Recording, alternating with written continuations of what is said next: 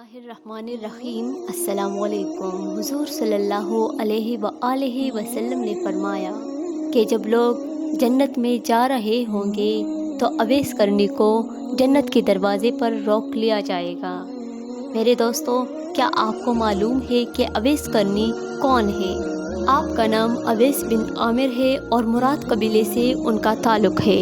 قرن ان کا شاخ ہے اور یمن ان کی رہائش گاہ تھی۔ حضرت اویس کرنی نے ماں کی حد درجہ خدمت کی، وہ آسمانوں تک پہنچی۔ اویس کرنی حضور صلی اللہ علیہ وآلہ وسلم کی خدمت میں حاضر نہیں ہو سکے۔ جبریل علیہ السلام آسمانوں سے پہنچے اور ان کی بات کو حضور صلی اللہ علیہ وآلہ وسلم نے بیان کیا۔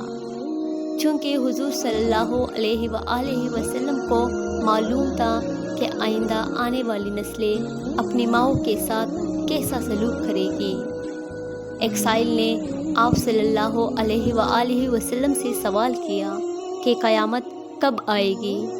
تو آپ صلی اللہ علیہ وآلہ وسلم نے ارشاد فرمایا کہ مجھے نہیں معلوم کہ قیامت کب آئے گی۔ تو سائل نے کہا کہ کوئی نشانی تو بتا دے۔ تو آپ صلی اللہ علیہ وآلہ وسلم نے فرمایا کہ جب اولاد اپنی ماؤں کو ذلیل کرے گی تو قیامت آئے گی۔ حضور صلی اللہ علیہ وآلہ وسلم نے حضرت عمر رضی اللہ تعالیٰ عنہ اور حضرت علی رضی اللہ تعالیٰ عنہ سے کہا کہ تمہارے دور میں ایک شخص ہوگا جس کا نام اویس بن عامر ہوگا، اس کا درمیانہ قد ہوگا، کالا اس کا رنگ ہوگا اور اس کے جسم پر ایک سفید داغ ہوگا۔ حضور صلی اللہ علیہ وآلہ وسلم نے ان کا حلیہ ایسا بیان کیا کہ جسے ان کو اپنے سامنے دیکھ رہے ہو۔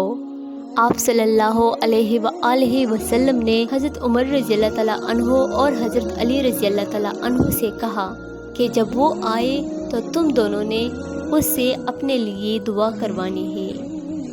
میرے محترم عزیزو، حضرت عمر اور حضرت علی رضی اللہ تعالیٰ عنہ کو اویس کرنے کی دعا کی کیا ضرورت تھی؟ یہ دونوں وہ ہستیاں ہیں جو عشرہ مبشرہ ہے، جن دونوں کو دنیا میں جنت کی بشارت سنا دی گئی تھی۔ ان دونوں کو حضرت اویس کرنی کی دعا کی کیا ضرورت تھی؟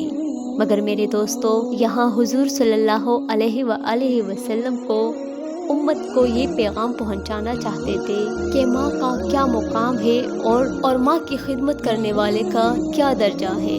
حضرت عمر رضی اللہ تعالیٰ عنہ اور حضرت علی رضی اللہ تعالیٰ عنہ حضور صلی اللہ علیہ وآلہ وسلم کی اس بات پر حیران رہ گئے کہ آپ صلی اللہ علیہ وآلہ وسلم نے یہ کیوں کہا کہ اویس کرنے سے اپنے لیے دعا کر پائے۔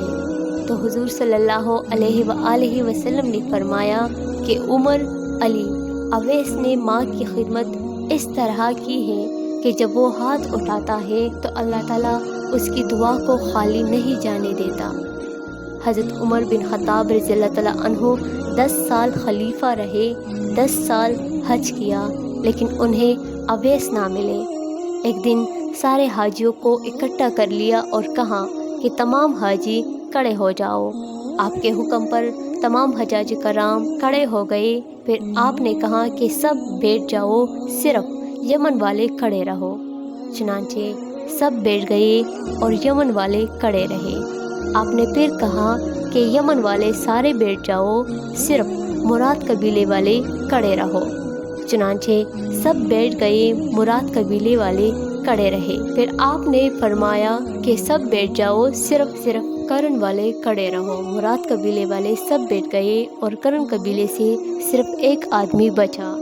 حضرت عمر رضی اللہ تعالیٰ عنہ نے کہا کہ تم کرنی ہو؟ تو اس شخص نے کہا کہ جی ہاں، میں اویس کرنی ہوں۔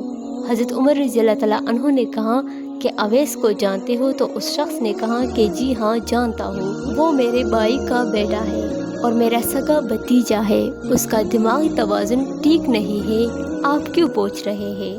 حضرت عمر رضی اللہ تعالیٰ عنہ نے کہا کہ مجھے تو تیرا دماغ خراب لگ رہا ہے۔ آپ رضی اللہ تعالیٰ عنہ نے پوچھا کہ وہ کدھر ہے؟ تو اس نے کہا کہ وہ آیا ہوا ہے۔ پوچھا کہاں گیا ہے؟ تو اس نے کہا کہ وہ عرفات گیا ہے اپنے اونٹوں کو چرانے کے لیے۔ حضرت عمر رضی اللہ تعالیٰ عنہ نے حضرت علی رضی اللہ تعالیٰ عنہ کو ساتھ لیا اور عرفات کی طرف دوڑے لگا دی۔ جب وہاں پہنچے تو دیکھا اویس کرنی درخت کے نیچے نماز پڑھ رہے ہیں اور اونٹ چاروں طرف چر رہے ہیں۔ یہ دونوں حضرت آ کر بیٹھ گئے اور اویس کرنی کی نماز ختم ہونے کا انتظار کرنے لگے۔ حضرت اویس کرنی نے محسوس کیا کہ دو آدمی آ گئے ہیں تو انہوں نے نماز کو مختصر کر دیا، سلام پھیرا تو حضرت عمر رضی اللہ تعالیٰ عنہ نے پوچھا کہ بھائی تم کون ہو؟ تو حضرت عمر رضی اللہ تعالیٰ عنہ نے پوچھا کہ بھائی تم کون ہو؟ تو کہا جی مزدور ہو۔ حضرت اویس کرنی کو خبر نہیں تھی کہ اس کے سامنے جو ہستیاں بیٹھی ہے وہ حضرت عمر بن خطاب رضی اللہ تعالیٰ عنہ اور حضرت علی رضی اللہ تعالیٰ عنہ ہے۔ حضرت عمر رضی اللہ تعالیٰ عنہ نے پوچھا کہ بھائی تمہارا نام کیا ہے؟ تو اویس کرنی نے کہا کہ جی میرا نام اللہ کا بندہ۔ تو حضرت عمر رضی اللہ تعالیٰ عنہ نے کہا کہ سارے ہی اللہ کے بندے ہیں، تیری ماں نے تیرا نام کیا رکھا ہے؟ تو اویس کرنی نے کہا کہ آپ کون ہیں مجھ سے پوچھ گچھ کرنے والے؟ ان کا یہ کہنا تھا کہ حضرت علی رضی اللہ تعالیٰ عنہ نے کہا کہ اویس یہ عمر بن خطاب ہے اور میں علی ابن طالب۔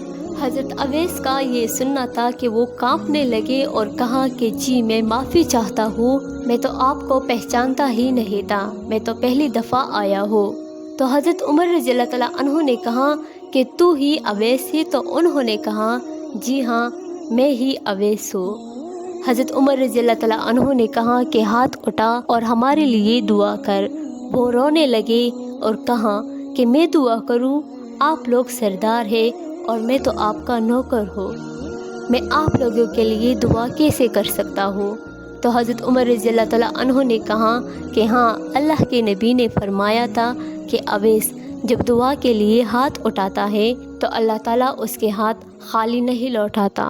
میرے محترم عزیزوں، حضرت عمر رضی اللہ تعالیٰ عنہ اور حضرت علی رضی اللہ تعالیٰ عنہ جیسی ہستیوں کے لیے حضرت اویس کے ہاتھ اٹھوائے گئے۔ کس لیے؟ اس کے پیچھے کوئی جہاد نہیں تھا، کوئی تبلیغ نہیں تھی، کوئی تصوف نہیں تھا، اس کے پیچھے صرف اور صرف ماں کی خدمت تھی۔ جب لوگ جنت میں جا رہے ہوں گے تو حضرت اویس کرنی بھی چلیں گے۔ اس وقت اللہ تعالیٰ فرمائیں گے کہ باقی کو جانے دو اور اویس کو روک لو۔ اس وقت حضرت اویس کرنی پریشان ہو جائیں گے اور کہیں گے کہ اے اللہ آپ نے مجھے جنت کے دروازے پر کیوں روک لیا؟ تو اللہ تعالیٰ فرمائیں گے کہ پیچھے دیکھو۔ جب حضرت اویس کرنی پیچھے دیکھیں گے تو پیچھے کروڑوں اربوں کی تعداد میں جہنمی کڑے ہوں گے۔ اس وقت اللہ تعالیٰ فرمائے گا کہ اویس تیری ایک نیکی نے مجھے بہت خوش کر دیا تھا اور وہ تھی ماں کی خدمت۔ تو اپنی انگلی کا اشارہ کر، جدھر جدھر تیری انگلی پھرتی جائے گی میں تیری برکت سے تمام جہنمیوں کو جنت میں داخل کروں گا۔ میرے محترم عزیزوں، ماں کی خدمت کرنے والوں کا اللہ کے ہاں کیا درجہ ہے یہ